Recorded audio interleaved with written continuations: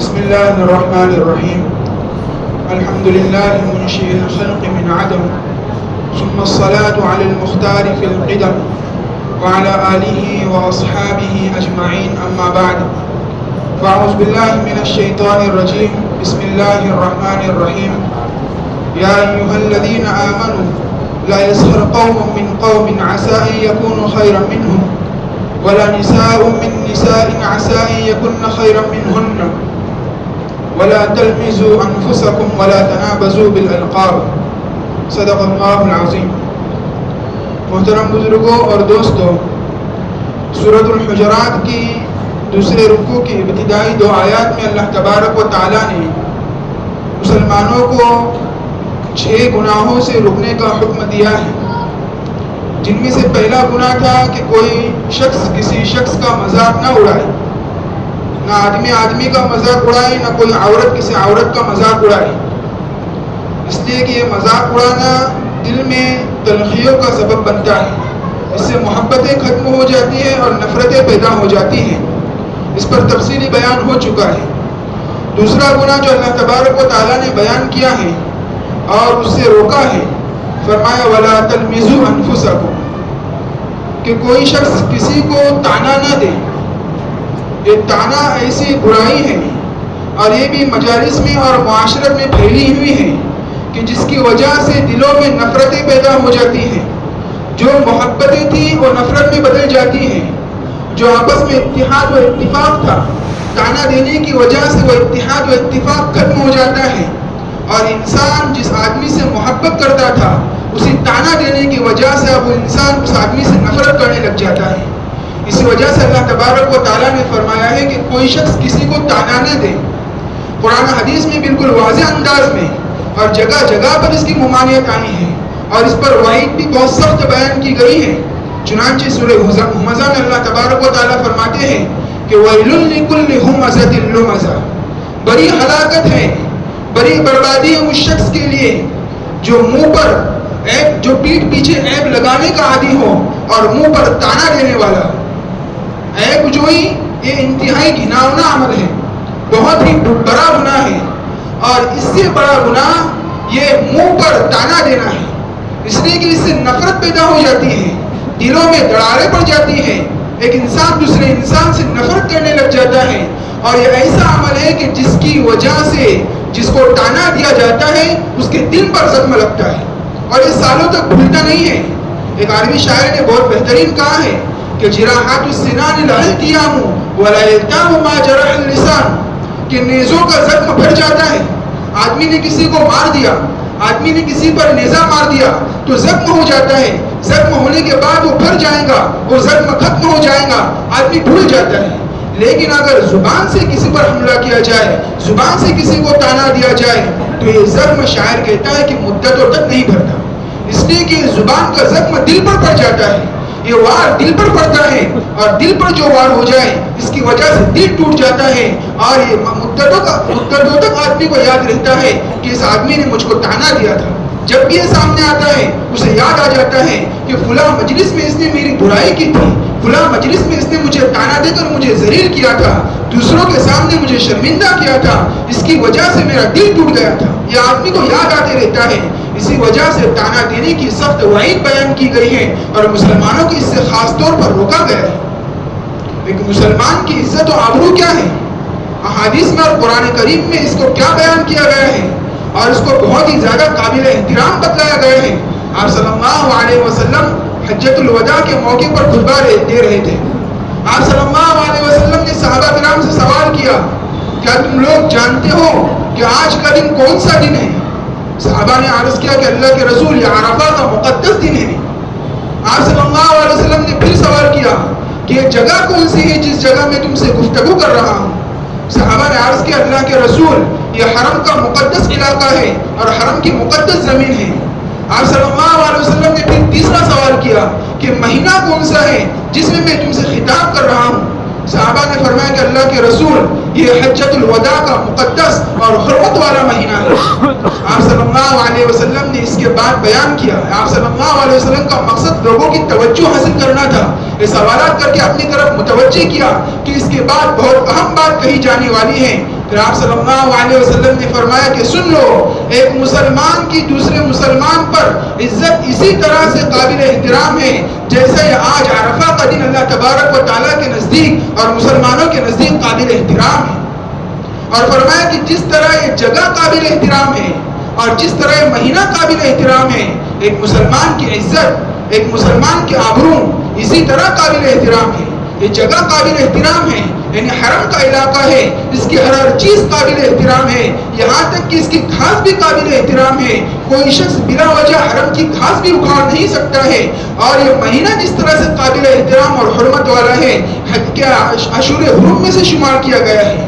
ذوالحجہ کا مہینہ اشہر حرم میں سے ہے۔ اس مہینے میں جنگ و جدال اور قتل و قتال سے منع کیا گیا ہے۔ اس قابل احترام مہینے کی طرح ایک مسلمان کی عزت بھی قابل احترام ہے۔ جس طرح سے ایک مسلمان پر عرفہ کے دن کا احترام ہے، جس طرح سے ایک مسلمان پر حرم کی مقدس زمین کا احترام ضروری ہے، اور جس طرح سے ایک ایمان والے پر اشہر حرم میں سے ذی الحجہ کے مہینے کا احترام کرنا ضروری ہے، اسی طرح ایک مسلمان پر دوسرے مسلمان کی عزت کا احترام کرنا، اس کے آبرو کا احترام کرنا بھی ضروری ہے۔ ہم زبان سے اس کے دل کو چھلنی نہیں کر سکتے، ہم زبان سے اس کے دل کو زخمی نہیں کر سکتے۔ یہ مسلمانوں پر ضروری قرار دیا گیا ہے کہ کسی کو طعنہ نہ دے۔ آپ صلی اللہ علیہ وسلم طعنہ دینے والے سے سخت ناراض ہوتے تھے۔ ایک مرتبہ حضرت عائشہ فرماتی ہے کہ کہیں پر جا رہے تھے تو حضرت صفیہ کا اونٹ بیمار ہو گیا۔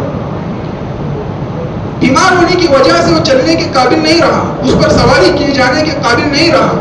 تو آپ حضرت زینب کے پاس ایک زیادہ اونٹ تھا۔ آپ صلی اللہ علیہ وسلم نے حضرت زینب سے کہا کہ اپنا ایک اونٹ صفیہ کو دے دیجئے تاکہ وہ اس پر سواری کر سکے۔ اس پر حضرت زینب نے کہا کہ میں اپنا اونٹ اس یہودیہ کو دے دوں؟ وہ اسلام لانے سے پہلے چونکہ یہودی تھی اور حیی بن اخطب کی بیٹی تھی جو یہودیوں کے قبیلے کا سردار تھا، اسی کی طرف اشارہ کرتے ہوئے حضرت زینب نے کہا کہ میں اپنا اونٹ اس یہودیہ کو دے دوں؟ اس پر آپ صلی اللہ علیہ وسلم سخت ناراض ہو گئے۔ ذی الحجہ کا پورا مہینہ، اس کے بعد محرم کا مہینہ، سفر کا مہینہ اور ربیع الاول کے چند دن تک آپ صلی اللہ علیہ وسلم حضرت زینب کے پاس بھی نہیں گئے۔ آپ کو اتنی سخت ناراضگی بھی اس طعنہ دینے کی وجہ سے کہ جو اسلام لانے سے پہلے یہودی تھی، اب اسلام لانے کے بعد اس کو اسی بات کا طعنہ دیا جا رہا ہے۔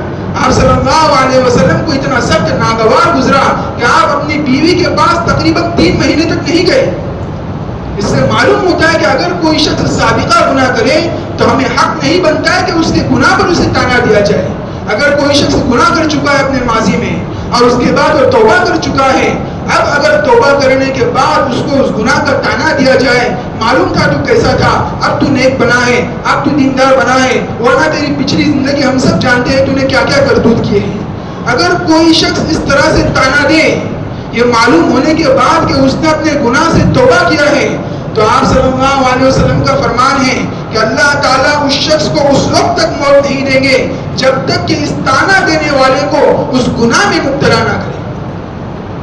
کہ تم نے اس شخص کو اس بات کا طعنہ دیا کہ وہ پہلے گناہ کر چکا تھا اور اب اپنی پچھلی زندگی سے توبہ کر چکا ہے، اس کے نام اعمال سے وہ گناہ مٹا دیا جا چکا ہے، اللہ تبارک و تعالیٰ سے اپنا معاملہ صاف کر چکا ہے، اس کے باوجود اس کو طعنہ دیا جا رہا ہے۔ آپ صلی اللہ علیہ وسلم نے فرمایا کہ وہ شخص اللہ تبارک و تعالیٰ اس طعنہ دینے والے کو موت نہیں دیں گے یہاں تک کہ اس کو اس گناہ میں مبتلا کر کے اس کو ذلیل کر دیں۔ آج ہمارے اندر ضرورت ہے کہ ہم اس گناہ سے بچیں۔ آج ہمارے اندر یہ معاشرتی بیماری بہت پھیلی ہوئی ہے، بات بات پر طعنے دیے جاتے ہیں، بات بات پر لگی لپٹی بات کہی جاتی ہے اور اسے فخر جانا جاتا ہے، فخر سمجھا جاتا ہے کہ میں تو طعنے دینے میں بہت ماہر ہوں، میں تو فلاں کو ذلیل کرنے میں بہت ماہر ہوں۔ یہ ماہر نہیں ہے بلکہ اس کی وجہ سے تمہارے نام اعمال میں گناہ لکھے جاتے ہیں۔ طعنہ کا گناہ بہت بڑا ہے، اسے کفار کی علامتوں میں سے کہا گیا ہے۔ جو اخنس بن شریک یا ولید بن مغیرہ مسلمانوں کو طعنے دیا کرتے تھے، اللہ تبارک و تعالیٰ نے ان کی 9 برائیوں کو کھول کر رکھ دیا قرآن کریم میں۔ فرمایا وَلَا تُطِعْ كُلَّ حَلَّافٍ مَّهِينٍ حَمَّازٍ مَّشَّاءٍ بِنَمِيمٍ مَّنَّاعٍ لِّلْخَيْرِ مُعْتَدٍ أَثِيمٍ عُتُلٍّ بَعْدَ ذَلِكَ زَنِيمٍ أَن كَانَ ذَا مَالٍ وَبَنِينَ۔ آپ صلی اللہ علیہ وسلم سے فرمایا کہ آپ ان لوگوں میں سے کسی کی پیروی نہ کیجیے جو بہت ہی زیادہ قسمیں کھانے والا ہے اور بہت ہی زیادہ بدعمل اور بے دین ہے، چگلیاں کرتا پھرتا ہے، سنگ دل ہے اور بہت زیادہ تانے دینے والا ہے۔ یہ کفار کی علامتوں میں سے ہے، یہ منافقین کی علامتوں میں سے ہے۔ مسلمان کی شان نہیں ہے کہ ایک مسلمان کو تکلیف دے۔ مسلمان کے متعلق تو آپ صلی اللہ علیہ وسلم نے فرمایا المؤمن المسلم کہ مسلمان کو تکلیف نہیں دیتا ہے۔ مسلمان کو تکلیف نہیں دیتا، بلکہ اس کے ہاتھ اور زبان سے دوسرا مسلمان محفوظ رہتا ہے۔ آپ صلی اللہ علیہ وسلم نے مسلمان کی شان یہ بتائی ہے، ایک مسلمان کو دوسرے مسلمان کا آئینہ بتایا ہے۔ المؤمن مرآۃ المؤمن کہ مومن کا آئینہ ہے، یعنی جس طرح سے آئینہ اپنے سامنے دیکھنے والے کو اس کے صرف عیوب بتاتا ہے اور اس کی اچھائیاں بلا کسی کم و بیشی کے بتلاتا ہے، اسی طرح مسلمان اگر کسی مسلمان کے اندر کوئی عیب دیکھتا ہے، اس کے اندر کوئی برائی دیکھتا ہے، تو اس کو تانا دینے کے انداز میں نہیں بتلاتا ہے، بلکہ اس کے سامنے اس کا عیب کا تذکرہ کرتا ہے، اس کی اصلاح کی غرض سے، تاکہ میرا مسلمان بھائی اس برائی سے بچ جائے۔ یہ میرا مسلمان بھائی جس گناہ میں مبتلا ہے، گناہ کو چھوڑ دے۔ اس کا انداز تانا دینے والا نہیں ہوتا ہے، اس کا انداز ایک آئینے کی طرح ہوتا ہے کہ جس طرح آئینہ اپنے مسلمان بھائی کی خیرخواہی کرتے ہوئے اس کے عیوب بتلاتا ہے، اور یہ عیوب آئینہ کسی دوسرے کے سامنے نہیں کھولتا۔ آئینے کی جو تشبیہ دی گئی ہے اس کی وجہ کیا ہے کہ آئینہ صرف اپنے دیکھنے والے کے اس کو عیوب بیان کرتا ہے، دوسرے کے سامنے کھولتا نہیں ہے کہ فلاں کے اندر یہ عیب ہے، فلاں کے اندر یہ عیب ہے۔ اور اسی طرح آئینہ اپنے دیکھنے والے کو تانا نہیں دیتا ہے۔ اسی طرح مسلمان کا کام ہے کہ اگر کسی کے اندر کوئی برائی دیکھے تو اس کو تانا نہ دے، اگر کہنا بھی ہو تو اس کی اصلاح کی غرض سے کہے۔ انبیاء علیہ السلام کی زندگی اٹھا کر دیکھیں، ان کا انداز کیا تھا۔ ان کی قوم انہیں برا بھلا کہہ رہی ہے، لیکن اپنی قوم کی برائیوں کے باوجود، اپنی قوم کے گناہوں کے باوجود انہوں نے اپنی قوم کے کسی فرد کو ان کی برائی پر تانا نہیں دیا، اگرچہ ان کی قوم برا بھلا کہہ رہی ہے۔ حضرت نوح علیہ السلام سے ان کی قوم کہہ رہی ہے اِنَّا لَنَرَاكَ فِي ضَلَالٍ مُبِينٍ، ہم تو تمہیں کھلی گمراہی میں دیکھ رہے ہیں۔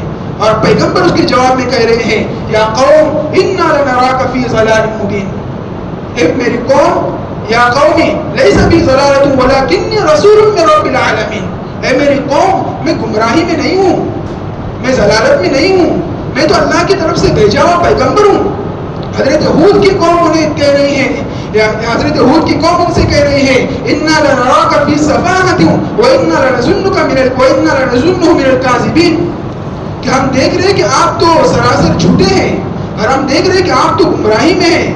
اس کے جواب میں ان کے نبی کہہ رہے ہیں یا قوم لیس بی سفاہۃ ولکنی رسول من رب العالمین، اے میری قوم میں بیوقوف نہیں ہوں، میں تو اللہ کی طرف سے بھیجا ہوا پیغمبر ہوں۔ نبی سب سے زیادہ سچا ہوتا ہے اور نبی اپنے زمانے کا سب سے زیادہ ذہین ہوتا ہے، اس کے باوجود یہ لوگ انبیاء کو اس طرح کہہ رہے ہیں، لیکن نبی اس پر اپنے قوم کو تانا نہیں دے رہے تم تو فلاں برائی میں مبتلا ہو، تم تو فلاں برائی میں مبتلا ہو، ان کی اصلاح کی فکر کر رہے ہیں۔